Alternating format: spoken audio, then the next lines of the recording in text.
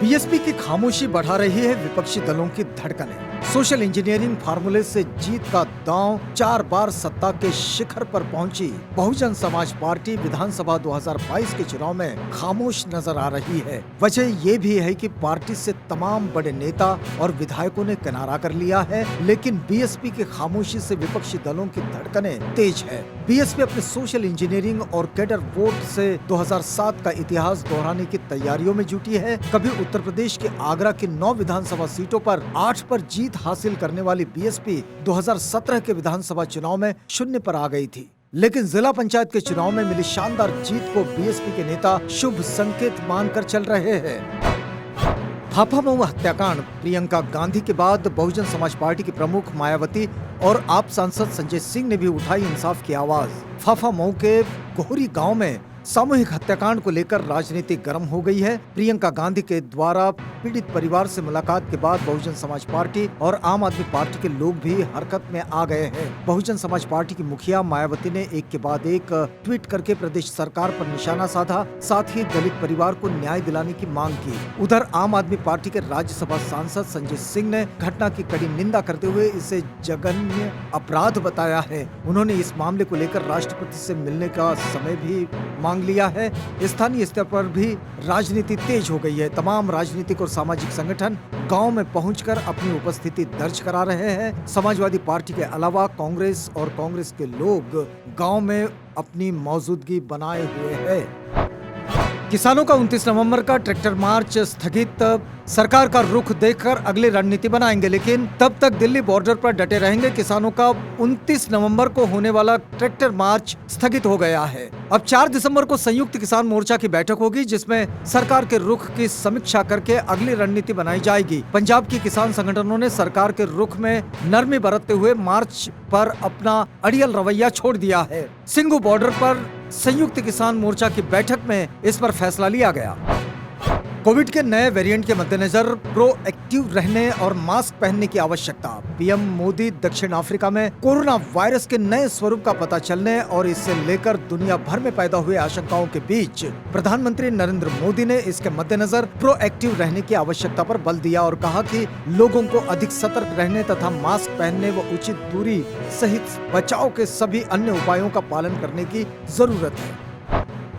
Covid के नए स्वरूप से प्रभावित देशों से आने वाली उड़ानों को रोका जाए, अरविंद केजरीवाल। दिल्ली के मुख्यमंत्री अरविंद केजरीवाल ने प्रधानमंत्री नरेंद्र मोदी से आग्रह किया कि वह कोरोना वायरस संक्रमण के नए स्वरूप से प्रभावित देशों से भारत आने वाली उड़ानों पर रोक लगाएं। उन्होंने ट्वीट किया, वे माननीय प्रधानमंत्री से आग्रह करते हैं कि वह नए स्वरूप से प्रभावित देशों से आने वाली उड़ानों पर रोक लगाएं। हमारा देश बड़ी मुश्किल से कोरोना वायरस से उबरा है। अब इस नए स्वरूप को भारत में आने से रोकने के लिए हर संभव कदम उठाने चाहिए।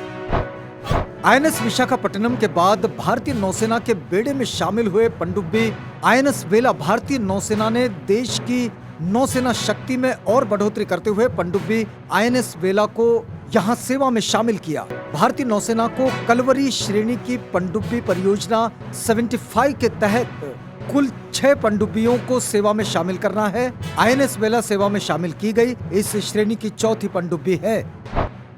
पंजाब के बरनाला में दोपहर बेरोजगार अध्यापकों और एनएचएम कर्मचारियों ने मुख्यमंत्री चरणजीत सिंह चन्नी का जबरदस्त विरोध किया। अपनी मांगों के समर्थन में और पंजाब सरकार के खिलाफ नारेबाजी करते हुए प्रदर्शनकारी नेशनल हाईवे पर बैठ गए। पुलिस ने इन लोगों को सड़क से हटाने की कोशिश की, जिसके बाद दोनों पक्षों में हाथापाई और धक्का मुक्की हो गई। प्रदर्शनकारियों को हटाने के लिए पुलिस को हल्का फुल्का लाठीचार्ज भी करना पड़ा।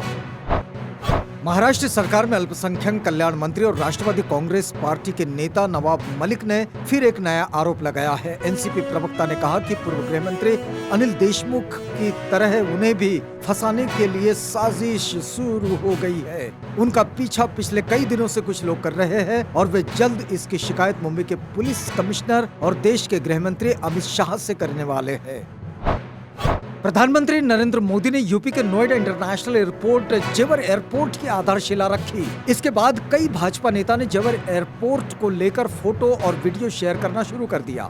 जेवर एयरपोर्ट की फोटो वायरल होते ही इस फोटो का सच भी सामने आ गया। जेवर एयरपोर्ट की फोटो को गूगल पर रिवर्स सर्च करते ही इस फोटो का सच पानी की तरह साफ हो गया। कई मीडिया रिपोर्ट्स में पहले ही ये फोटो बीजिंग डेक्सिंग इंटरनेशनल एयरपोर्ट के नाम से मौजूद है। केंद्र सरकार ने किसानों की एक और मांग मान ली है, पराली जलाना अब दंडनीय अपराध नहीं होगा। केंद्रीय कृषि मंत्री नरेंद्र सिंह तोमर ने इसकी जानकारी दी। उन्होंने कहा कि किसान संगठनों ने पराली जलाने पर किसानों को दंडनीय अपराध से मुक्त किए जाने की मांग की थी। भारत सरकार ने ये मांग को भी मान लिया है। तीनों कृषि कानूनों को रद्द करने की घोषणा के बाद वे समझते हैं कि अब आंदोलन का कोई औचित्य नहीं बचता है। इसलिए वे किसानों और किसान संगठनों से निवेदन करते हैं कि वे अपना आंदोलन समाप्त कर अपने अपने घर लौटे। सरकार आपको एक बार फिर सॉवरेन गोल्ड बॉन्ड में निवेश करने का मौका दे रही है। सॉवरेन गोल्ड बॉन्ड स्कीम 2021-22 के तहत 29 नवंबर से 3 दिसंबर तक सोने के निवेश का मौका मिलेगा। इस बार सरकार ने सॉवरेन गोल्ड बॉन्ड के लिए 4,791 रुपये प्रति ग्राम का भाव तय किया है। ऑनलाइन अप्लाई करने और डिजिटल पेमेंट करने पर प्रति ग्राम 50 रुपये का डिस्काउंट मिलेगा, यानी आपको 10 ग्राम सोने के लिए 47,410 रुपये देने होंगे। राष्ट्रीय जनता दल सुप्रीमो लालू यादव की तबीयत शुक्रवार रात अचानक बिगड़ गई। उन्हें यूरिन में इन्फेक्शन की शिकायत के बाद दिल्ली एम्स में भर्ती कराया गया। अभी आईसीयू में इलाज चल रहा है। जानकारी है कि पेशाब में जलन हो रही थी और उस वजह से उनकी परेशानी बढ़ गई थी। पहले ही उनकी किडनी पूरी तरह से काम नहीं कर रही है। उन्हें ज्यादा पानी पीने की भी मनाही है। पंजाब में सीएम चरणजीत सिंह चन्नी के आवास के बाहर पहुंचे शिरोमणि अकाली दल के नेता। पुलिस ने बैरिकेड लगाकर रोका। पंजाब सीएम हाउस के बाहर गिरफ्तारियां देने पहुंचे शिरोमणि अकाली दल के अध्यक्ष सुखबीर सिंह बादल और पार्टी की पूरी कोर कमेटी को चंडीगढ़ पुलिस ने पंजाब सीएम हाउस के बाहर से गिरफ्तार कर लिया है। ये लोग वहां पर सांकेतिक गिरफ्तारियां देने पहुंचे थे और सुखबीर बादल का कहना था कि पंजाब कांग्रेस अध्यक्ष नवजोत सिंह सिद्धू के दबाव में पंजाब के सीएम चरणजीत सिंह चन्नी और पंजाब पुलिस अकाली दल के नेताओं को ड्रग्स तस्करी के मामले और गुरु ग्रंथ साहिब की बेअदबी के मामलों में फंसाने की और गिरफ्तार करने की साजिश रच रही है। कर्नाटक के एसडीएम मेडिकल कॉलेज में 281 लोग पाए गए कोरोना पॉजिटिव। स्वास्थ्य मंत्री सुधाकर ने कहा, राज्य में नहीं लगाएंगे कोई प्रतिबंध। कर्नाटक में धारवाड़ के एसडीएम मेडिकल कॉलेज में भी 99 लोग कोरोना पॉजिटिव पाए गए, जिसके बाद परिसर में संक्रमितों की संख्या बढ़कर अब 281 हो गई है। मेडिकल कॉलेज में हुए कोविड आउटब्रेक के बाद कर्नाटक के स्वास्थ्य मंत्री के सुधाकर ने कहा कि राज्य के धारवाड़ जिले में SDM college of medical sciences एक कोविड-19 क्लस्टर बन गया है, क्योंकि परिसर में 281 लोग इस हफ्ते कोरोना पॉजिटिव पाए गए हैं। जयपुर में दलित दूल्हा घोड़े पर बैठा तो हुआ पथराव। बारात पर हमले के आरोप में 10 गिरफ्तार। राजस्थान के राजधानी जयपुर ग्रामीण के पावटा इलाके में देर रात बवाल हो गया। एक दलित व्यक्ति की बारात पर पथराव हो गया। पथराव की वजह दलित दूल्हे के घोड़े पर बैठने को बताया जा रहा है।